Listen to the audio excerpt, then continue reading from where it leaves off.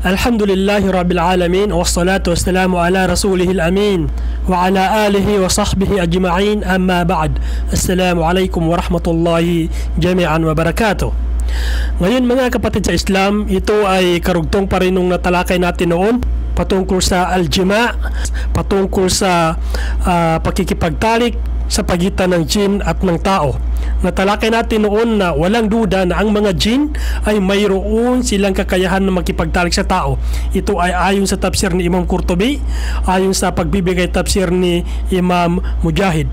Ngayon naman sa pangalawang mas'ala mga kapatid sa Islam, sabi dito, hal yajujul jinni wal ins jima'an wa injab? Posible ba daw na ang mga jin at tao ay makipag-jima, makipag-sex intercourse? Ito ay natalakay na natin sa pangalawang mas'ala, wa injab. At pwede ba sila o posible ba sa kanila, posible ba sa pagitan ng jin at ng tao na magkaroon ng anak, makapag-produce ng isang tao, makaproduce ng isang anak? Bali ito ang tatalakay natin ngayon mga kapatid sa Islam. Natalakay natin noon na ang jima sa pagitan ng tao at saka ng jin ay pupwede. Ittifakan. Halos majority sa ating mga scholar ay nagsasabi na ito ay walang duda na kayang gawin ng jin na makipagtalik sa tao. Ngayon naman, ذكر الإمام السيوطي آثارا وأخبارا عن السلف والعلماء تدل على التناقض بين الجن والإنس في كتابه لقط المرجان صفحة 39. Ayon sa kay Imam Suyuti, Imam Jalaluddin As-Suyuti, sa kanyang kitab na ito, Laqatul Marjan, na kung saan kanyang sinabi na ang tao at ng jin ay posible na ito ay makasal. Posibleng maging mag-asawa ang jin at ng tao ayon sa kay Imam Suyuti sa kanyang aklat na ito na Laqatul Marjan. Maliban dito, mayroon ding iilan na nabanggit si Imam Suyuti kung paano ba nakikipagtalik, sa anong pamamaraan ginagawa ng mga jin na makipagtalik sa tao. Bali ito ang kanyang mga nabanggit sa kanyang kitab na ito. Sa nakaraang muhadara natin, nabanggit natin ayon sa pagbibigay tafsir ni Imam Mujahid sa tafsir ni Imam Qurtubi na kapag ang dalawang mag-asawa ay nakalimutan nilang banggitin ang pangalan ng Allah, ang adhkar, ang supplication sa kanilang pakikipagtalik, ang mga jin ay nakikisari sa pakikipagtalik sa ating asawa. Bali nabanggit ni Imam Suyuti sa kanyang aklat na ito, Laqatul Marjan, kung sa papaanong pamamaraan ginagawa ng mga jin na makipagtalik sa isang tao. Unang-una, balikan natin yung tafsir ni Imam Mujahid na ang mga jin ay mayroong kakayahang makipagtalik sa ating asawa sa pamamagitan ng, halimbawa tulad ng nasabi natin kanina, kapag ang tao, dalawang mag-asawa ay nakalimutan nilang banggitin ang adhkar, ang supplication bago sila makipagtalik, ang ginagawa ng mga jin ay ibinabalot nila ang kanilang sarili sa ari ng lalaki. Ibinabalot ng mga jin ang kanilang sarili sa ari ng lalaki, at sa pamamaraan na ito, dito sila nakikisabay sa pakikipagtalik sa ating asawa. Sa pangalawang pamamaraan, al-hilmur ratab. Ito ay tinatawag din sa English na wet dream. Ayon sa kay Imam Suyuti, kapag ang tao ay nakaramdam ng ganito, nakaranas ng ganito, wet dream, yung natutulog tayo na nilalabasan tayo ng sperm cell. Ayon sa kay Imam Suyuti, kapag tayo ay nakaranas ng ganito, wet dream, al-hilmur ratab, o nilalabasan tayo ng sperm cell sa ating pagtulog, palatandaan ito, sabi ni Imam Suyuti, na tayo ay ginagalaw ng jin. Tayo ay nakikipag-intercourse ang jin sa pamamagitan nito. Ito ang pangalawa, wet dream. Ang pangatlong nabanggit ni Imam Suyuti ay ang al-istimna. Al-istimna, o tinatawag din ito sa English na masturbation. Masturbation ng lalaki, hindi lang pala lalaki, pati babae rin nagmamasturbate din, asif. Pang-apat, ru'yatu syakhs yanamu ma'ak. Ang ibig sabihin nito, kapag ka ikaw ay nanaginip na mayroong kang katabi sa iyong pagtulog, mayroong kang dinedet na tao na hindi mo kakilala, o pwede rin natin sabihin na kilala mo, katabi mo siya sa panaginip, katabi mo siya sa pagtulog, siya ay nakikita mo sa pamamagitan ng iyong panaginip na may ginagawa kayo. Halimbawa, nakikipagharikan, asif, at iba pa, nakikipagyakapan. Sabi ni Imam Suyuti, kapag ikaw ay nanaginip ng ganito, ay palatandaan na ikaw ay sinasaniban o ikaw ay ginagalaw ng isang jin upang makipagtalik sa iyo. Ito ang pang-4. At ang pang-5, asyuuru bi an shakhsan yujami'u ma'ak. Mayroon, sabi ni Imam Suyuti, mga pagkakataon na parang nararamdaman natin sa ating pagtulog na para bang may gumagalaw sa atin.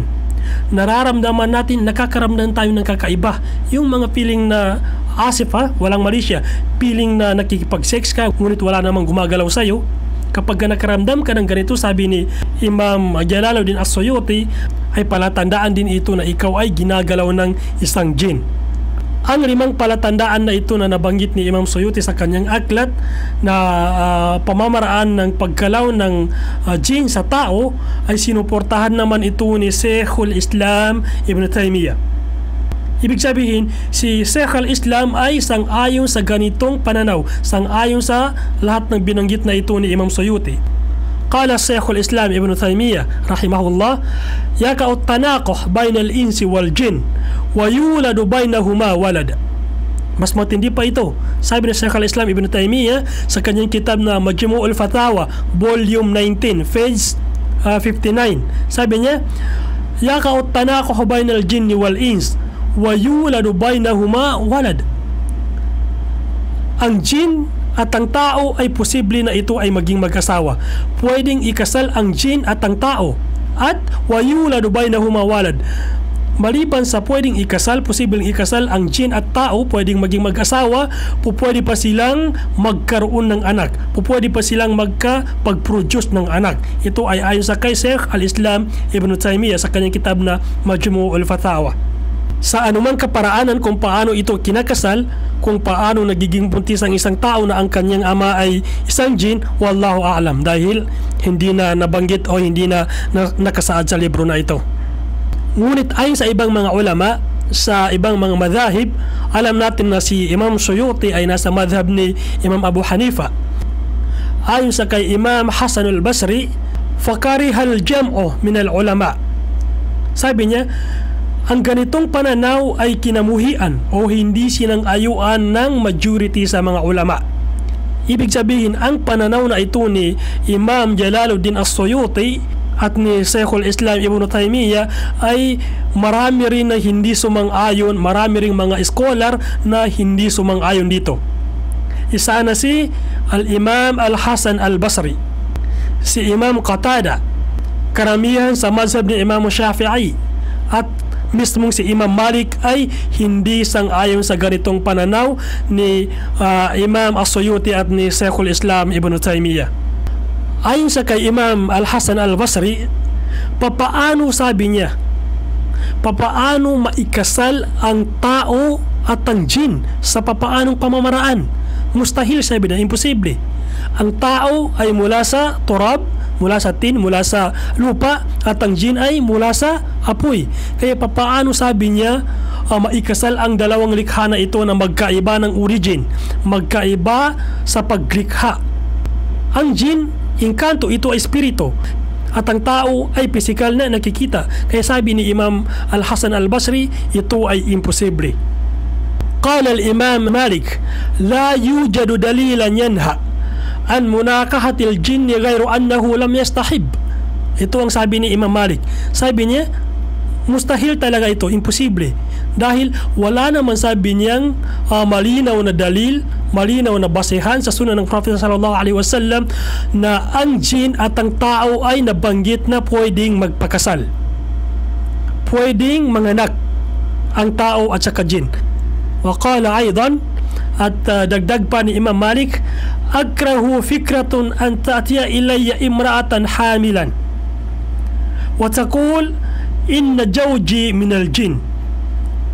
Kinamumuhian ko, sabi ni Imam Malik, hindi ko gusto ang idea na mayroong darating sa akin na isang babae na buntis at sasabihin ng babae na ito na nagbubuntis, ya Imam Malik, ako ay nagbubuntis na ang kanyang ama ay mula sa mga jin. Kinamumuhian ko, sabi ni Imam Malik, na mayroong darating sa akin na babae na ganito ang kanyang sasabihin.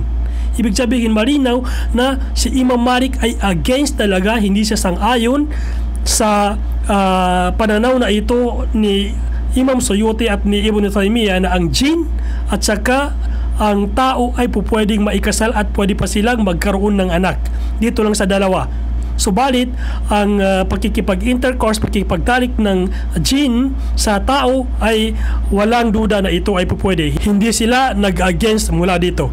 Dito lang sila nagkaroon ng khilaf, dito lang sila nagkaiba ng pananaw na ang jin at ang tao ay pwedeng magpakasal at pwede pa itong magkaroon ng anak. Kaya mga kapatid sa Islam, sa dalawang pananaw na ito ng ating mga scholar, tayo na po ang bahala kung saan tayo maniniwala. Pero walang duda na ang pakikipag-jima, sex intercourse ng jin sa tao ay ito ay posible. Pero ang ikasal ang dalawa at magkaroon pa ng anak, hindi natin alam. Wallahu a'lam. Kayo, kung kayo ang tatanungin, ano ang inyong sasabihin? Ano ang inyong masasabi? Halimbawa, may darating na babae, sabi niya, ako ay buntis, walang isa man na nakagalaw sa akin. Ang alam ko lang, ito ay kagagawan ng jin. Ano ang masasabi ninyo sa babae na ito kapag kayo ang kanyang linapitan? Ako, simple lang. Unang-una, hintayin kong mailuwal yung bata. Hintayin ko na maipanganak yung bata. Kung ang bata na ito ay kamukha ng isa sa kanyang mga kapitbahay, kamukha ng isa sa kanyang mga boyfriend, walang duda na ang ama nito ay yung kamukha mismo. Para ma-sure pa, DNA test.